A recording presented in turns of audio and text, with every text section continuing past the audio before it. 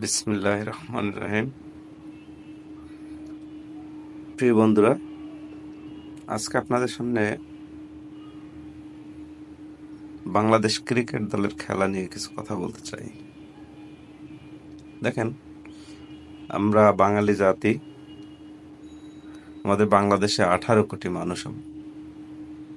আমাদের একটি আবেগের জায়গা, সেটি হচ্ছে যে বাংলাদেশের যে কোনো একটি খেলাধুলা, হোক ক্রিকেট, হোক ফুটবল, হোক ভলিবল, হোক হকি, যে কোনো একটা খেলা হলে অন্য দেশের সাথে তখন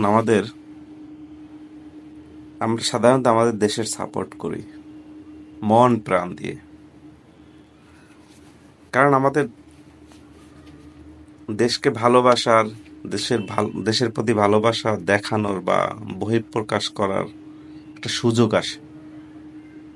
আমাদের দেশ অন্য দেশের সাথে যখন খেলাধুলা করে তখন আমরা মন প্রাণ উজাড় করে বাংলাদেশের খেলাটা দেখে থাকি, কারণ এটা আমাদের আবেগের জায়গা।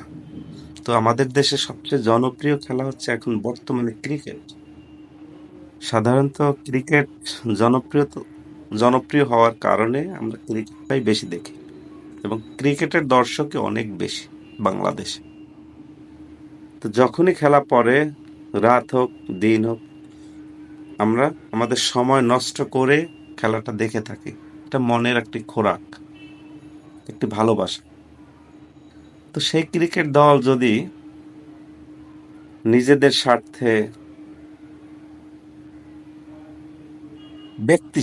নিজেদের স্বার্থে বলতে ব্যক্তি স্বার্থে দল পরিচালনা করে, যার যোগ্যতা নেই তাকে দিয়ে খেলানো হয়, যারা যোগ্য তাদেরকে বাদ দিয়ে দেওয়া হয়, এবং যারা মাঠে গিয়ে জয়ের কথা তারা অবশ্যই চিন্তা করে, কিন্তু সর্বোচ্চটা দিয়ে যদি চেষ্টা করে তাহলে আমার মনে হয় জয়টা আসে। গতকালকে আপনারা দেখেছেন যে ম্যাচটি 12 ওভার 1 বলে 116 রানের টার্গেট, যদি তারা খেলতে পারতো আমরা সেমিফাইনাল নিশ্চিত করতাম। বাংলাদেশের সবচেয়ে বড় একটি লক্ষ্যমাত্রা অর্জন হইতো, অর্থাৎ এ যাবৎ কালে যত খেলা হয়েছে আমরা কোনোদিন সেমিফাইনাল খেলতে পারিনি। কিন্তু তারা কিভাবে ব্যাট করেছে আপনারা সবাই দেখেছেন। তো সেইখানে আমার একটি কথা হচ্ছে, আমরা দর্শকরা তাদের খেলা মনোযোগ সহকারে, রাতের ঘুম নষ্ট করে, কাজের সময় নষ্ট করে দেখে থাকি, নিজের আবেগ প্রকাশ করি, ভালোবাসা প্রকাশ করি। কিন্তু তারা যদি সেইটার ধরে না রাখে তাহলে তো দিন দিন জনপ্রিয়তা হারাবে ক্রিকেট। ক্রিকেট বোর্ড আজকে মনে করছে যে কোটি কোটি জনতা আমাদের পাশে আছে। আমাদের দেশের ক্রিকেট বোর্ড আমার মনে হয় বিশ্বের দ্বিতীয় ক্রিকেট বোর্ড হিসাবে ধনী। এর একমাত্র কারণ হচ্ছে দর্শক জনপ্রিয়তা।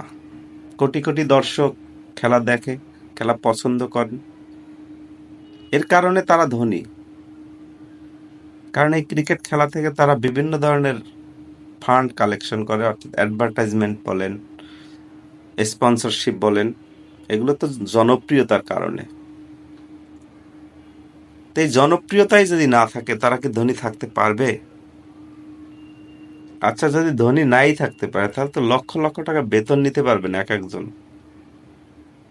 সেই লক্ষ লক্ষ টাকা বেতন নিচ্ছে আমাদের দর্শক জনপ্রিয়তার কারণে, কিন্তু যখন দর্শক জনপ্রিয়তা থাকবে না তখন তারা কিন্তু আমাদের আবেগ নিয়ে তামাশা করতে পারবে না। তারা মনে করেছে আমাদের লক্ষ লক্ষ জনতা আছে, কোটি কোটি জনতা আছে, কোটি কোটি টাকা বোর্ডে আছে,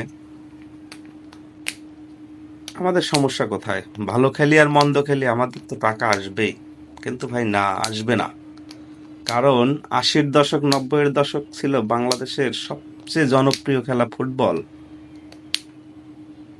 কই আজকে কোথায় জনপ্রিয়তা তাদের? হারিয়ে গেছে ফুটবল। ফুটবল মাঠে দর্শক নিতে হলে লটারি দিতে হয়, কত কিছু দিয়ে তারা দর্শক নিতে পারে না। কিন্তু একটা সময় তো আমরা ফুটবল প্রেমী ছিলাম, ফুটবলের পাগল ছিলাম বাঙালি। কিন্তু সেই ফুটবলের জোয়ার কোথায়? হারিয়ে গেছে। তারাও অবহেলা করেছিল, অবহেলা করেছে বিদায় ফুটবল আজকে বাংলাদেশ থেকে বিদায়ের পথে।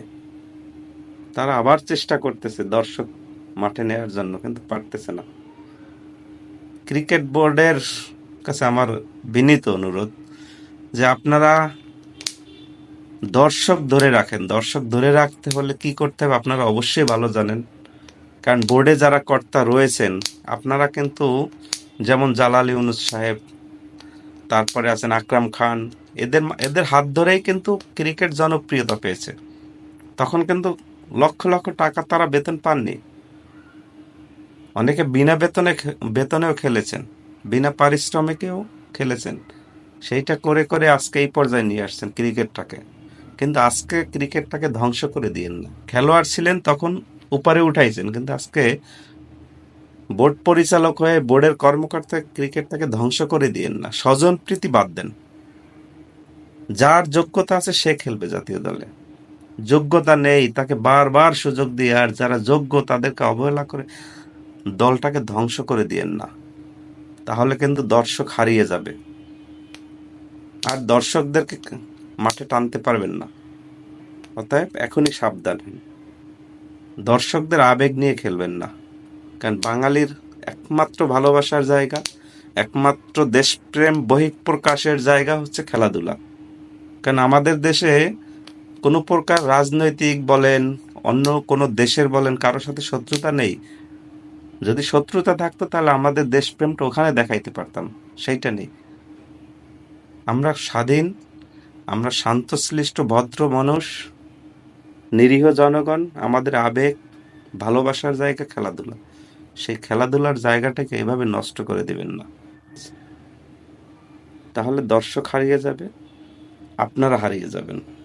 দর্শক না থাকলে কিন্তু আপনাদের মূল্য, অস্তিত্ব সংকটে পড়বে। এই কথা মাথায় রেখে আপনারা